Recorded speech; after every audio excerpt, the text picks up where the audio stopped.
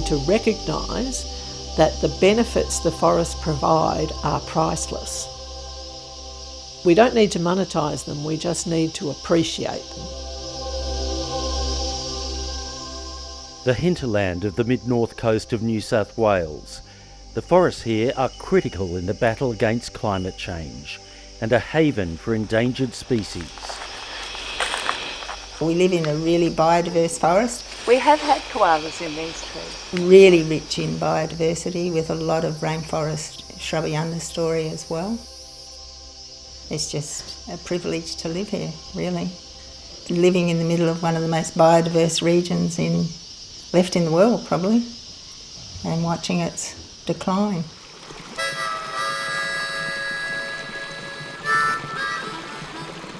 For more than 40 years, Anne Coyle and John Pyle have lived amid the Pine Creek State Forest, inland from Coffs Harbour.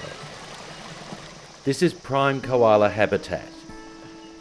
For decades, Anne and John have been battling to save the forest from logging. I've seen the effects of clear felling. We had a clear fell only 60 metres away from our home.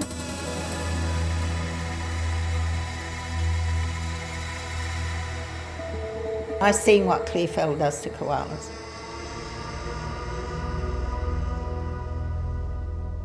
There was a koala just over from our house walking in a circle in an open paddock, and it had been there for 2 hours walking in a circle. It was so traumatised. A big male, he was probably the alpha male. It was quite upsetting because Anne and I went over from our place just across the road, across the bridge, and there was a mother and Joey in a casuarina in the middle of the clear fell, a 50-metre clear fell around it, just looking distressed. A female with a Joey on her back who was constantly climbing a stump, about 4-foot stump, falling off, climbing the stump, falling off. She just couldn't comprehend that her tree wasn't there. It's just tragic to see. The felling of the forest continues.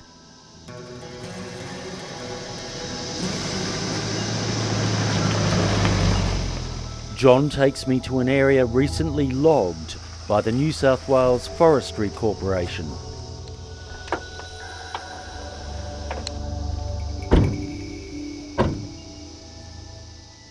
What we're looking at is devastation, I think. You know, there were animals here, there were koalas here. There would have been a minimum of 5 home ranging in this whole area. It's a huge area. Did you tell them that there were koalas here?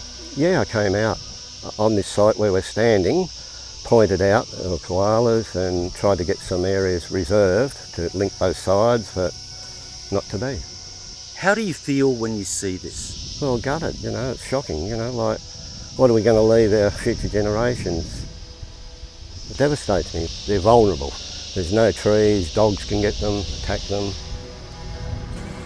On the edge of the bulldozed landscape, John found a single koala gazing back at the destruction.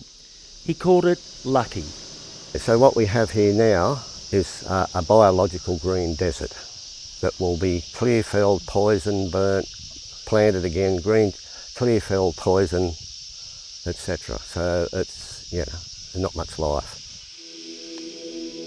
Because some of the forest here is classed as plantation, the New South Wales Government is refusing to safeguard it, even though it's a recognised koala hub and a vital wildlife corridor connecting National Park to the east and west.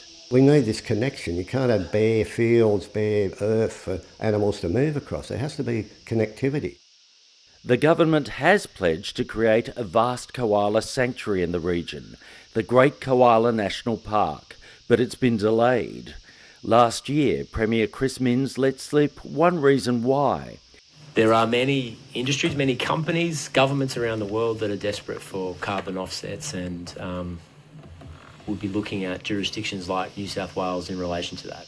He won't halt the felling until there's a system in place to financially exploit the forests for carbon credits.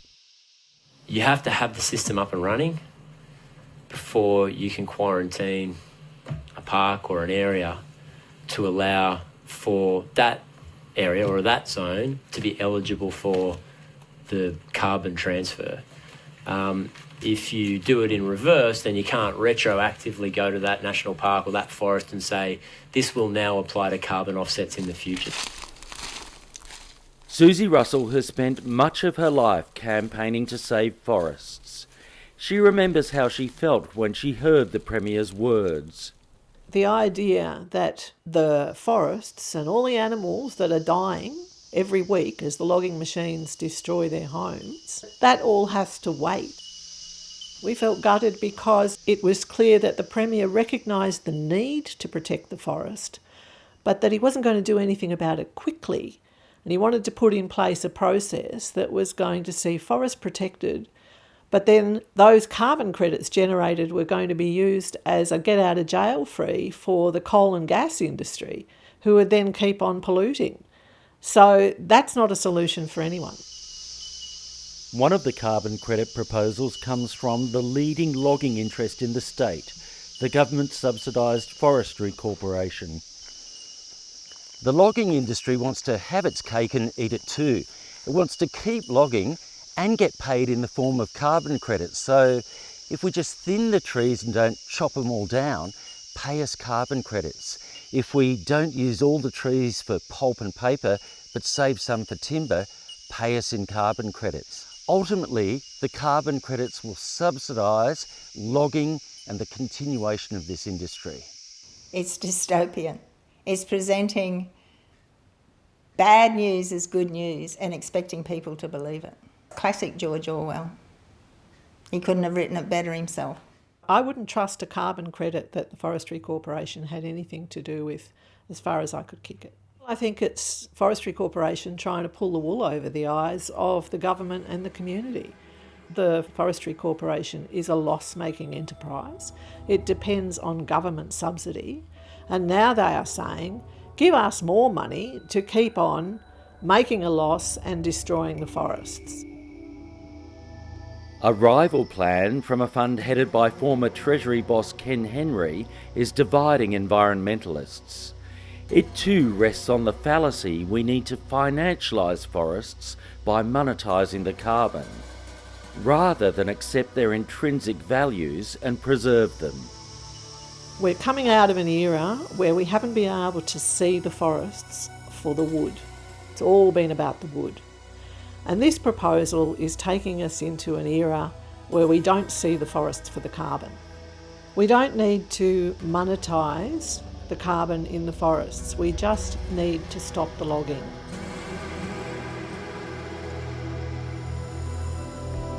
Thanks for watching. We love that we can make these videos free to watch, but they're not free to make. It's thanks to our generous supporters that we can keep making research and content that changes minds. So, if you like what we do, please consider giving to the Australia Institute so we can keep doing it. Visit our website australiainstitute.org.au and click the donate button to see how your support can help fund high quality research that matters.